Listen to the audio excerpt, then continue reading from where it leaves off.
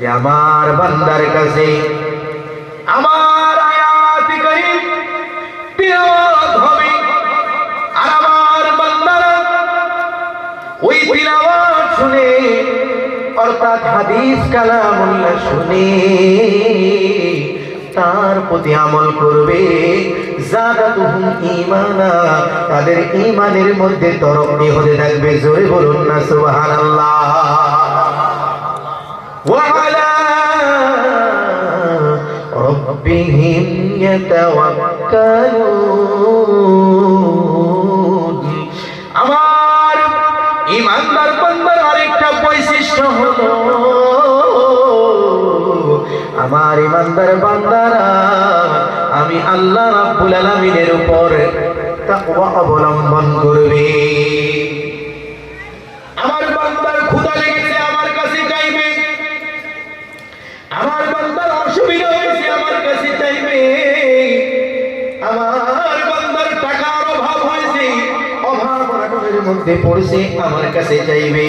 আমি আল্লাহ বলে নবীন ওই বান্দাকে দিয়ে তাদেরকে মারামাল করে দিব। জোরে বলুন না সুবহানাল্লাহ।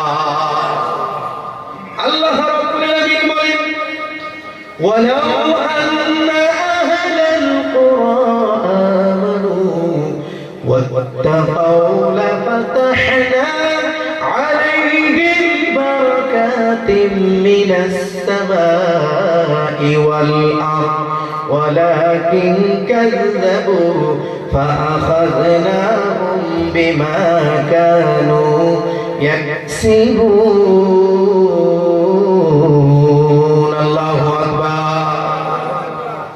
কিশোরের ভাইয়ের আল্লাহু আকবার বলে না, খারাপ লাগেনি ভাই? জোরে বলুন না আল্লাহু আকবার।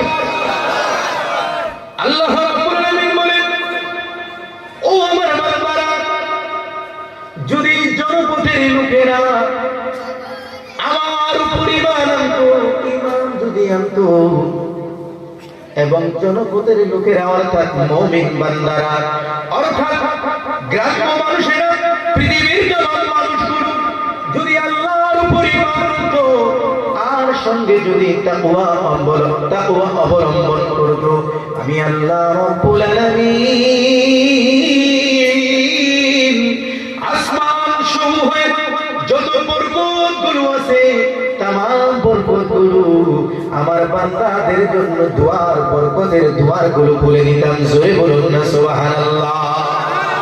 শুধু আসমানের দুয়ার, আসমানের রহমতের দুয়ার খুলে দিতাম না, জমিনের মধ্যে আমার যত রহমত আছে, আমার যত বরকত আছে, এই সমস্ত বরকতের দুয়ারগুলো খুলে দিতাম। জোরে বলুন না সুবহানাল্লাহ। কিন্তু আমার ভাইরা, বন্ধুগণেরা, আমরা তাকওয়া অবলম্বন করি না, আমরা ঈমান আল্লাহর কাছে আনি না, আমরা আল্লাহর উপরে তাওয়াক্কুল করি না। যার কারণে আজকে মুসলমান লাঞ্ছিত, বঞ্চিত, নিপীড়িত, নিষ্পীড়িত, অন্যায় অত্যাচার মুসলমানের উপর হয়। মুসলমানের ছেলেদের উপর তিনজন চারজন মেয়ে ঝাঁপাইয়া ঝাঁপাইয়া তাদেরকে হত্যা করা হয়। মুসলমানের ঘর ভাঙ্গা হয়, মুসলমানের দুয়ার ভাঙ্গা হয়, মুসলমান